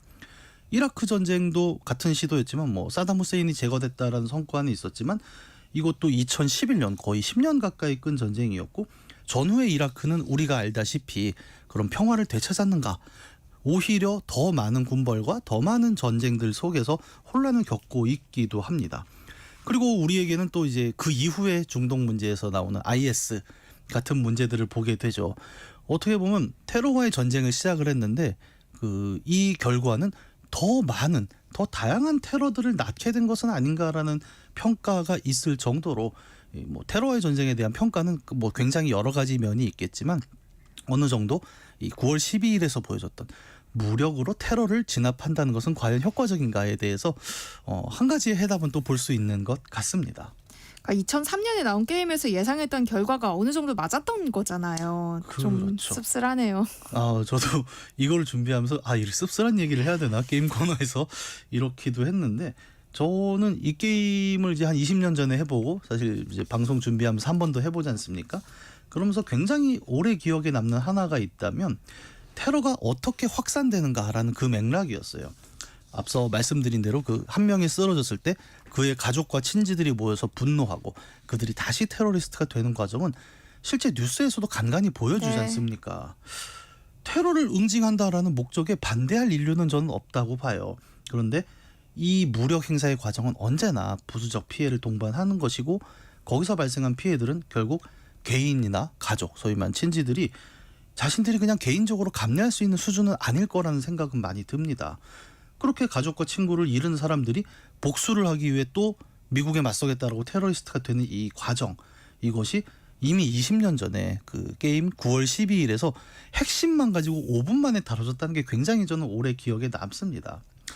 항상 모든 전쟁은 이제 무고한 피해를 유발하는 걸 우리는 모르지 않잖아요.